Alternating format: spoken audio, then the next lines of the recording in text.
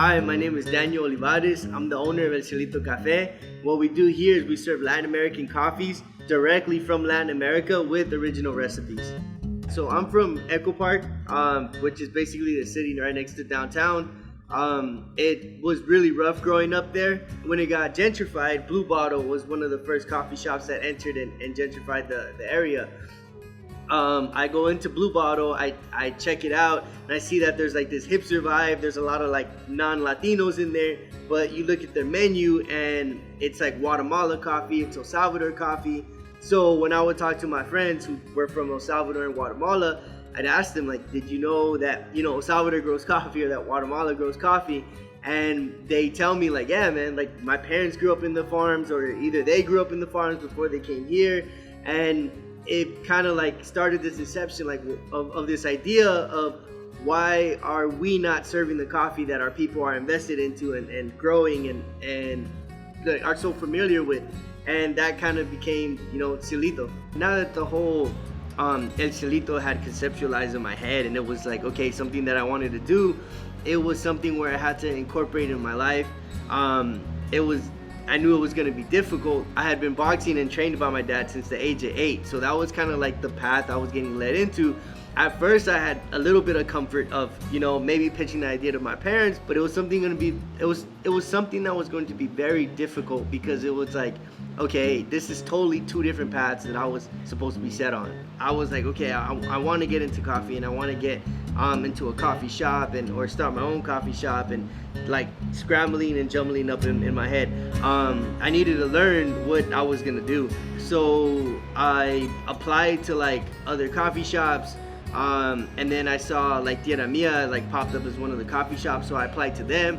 I didn't hear word back from anyone actually, so I was like, you know what, like I gotta take matters into my own hands. And I found the ILBA, so the Ivy League Barista Academy down in Vista, California, and they were doing a 2-week course. And as soon as I finished unpacking everything, Tierra Mia calls and they're like, hey, we want you to know that you're hired. And I remember looking around my hotel room like, hey man, like some like funny story, but I'm kind of at a coffee academy, like I just got here. I guess they liked that I took the initiative to go learn about coffee, so they said, yeah man, get back, like when you get back, your job's here and waiting for you. So the classes start, and they lay out these coffees in front of us, and each person has their own table. Coffee laid out in front from every coffee producing country in the world. So I'm tasting these coffees. I can't get like the flavors that other people are describing. They're describing strawberry, chocolate, they're describing nougat, all these flavors, and I'm like, man, I just taste coffee. I don't understand what's going on. And I asked the professor, like, hey, I'm obviously new here, I don't know coffee. Like, I explained the situation, what I wanted to do, and she was like, yeah, I'll help you out. So she helped me pinpoint flavors and taste coffees and drink the coffee in a certain way that the flavors will come out more. The next week was the business crash course, which was basically just everything you would expect in a week-long crash course of business. And that finished, and I was on my way back to Los Angeles and to my new job of Tierra Mia. At Tierra Mia, I learned how to like sell coffee to Latinos, how to sell coffee to people, how to prepare coffee, how to kind of run like this assembly line of coffee. I had kind of some structure, and I worked there for 8 months. So with my academy training and my 8 months of coffee, I was like, you know what, I think it's time for me to start Cielito. So I had my boxing money, I had my work money, I had some saved up money, and I was like, you know what, I'm on my way. So I stumbled upon this location, which happened to be an old and abandoned chiropractor's office. I was able to get a good lease on it because it had abandoned for 10 years, so I was able to get everything started. And that's when the harsh reality hit that like I needed to get plumbing done, I needed to get construction done, I needed to get permits, I needed to do the whole runaround. So I would skip class to go get permits. I would skip gym sessions to check up on the construction that was going on here. I would try to read business books. I would try to read coffee books. I would go to different coffee shops with my uncle in Santa Monica. Once I was getting all that down, I kept thinking, Like I didn't want the situation to happen where I had this like Gordon Ramsay like character come in and ask me about coffee, and it's me just not knowing how to answer it. Especially me going to a coffee academy and me owning the coffee shop, I wanted to be prepared to the fullest. So we fast forward, the business has already started, construction's over, everything's done, we're ready to go. And that's when I can implement the business plan of having a coffee shop that represented Latin America. I had coffee from places from Latin America, but they weren't direct trade. They were or direct to cup. They were bought from importers. And I realized buying this coffee, I was buying from places of Latin America, but I wasn't any different from other coffee shops that that I wanted to be against. And I shifted the business model, and I said, you know what, like if I'm gonna go for it 100%, I need to go for it 100%. And through that I said, I'm just gonna like announce that we're only specializing in Latin American coffee. That's all we're doing, that's all we're working with. And that's when things really started to shift. And through that was the Latin American farmers that reached out to me through Yelp, or they found me on Yelp, and they came here and they came to pitch their coffee.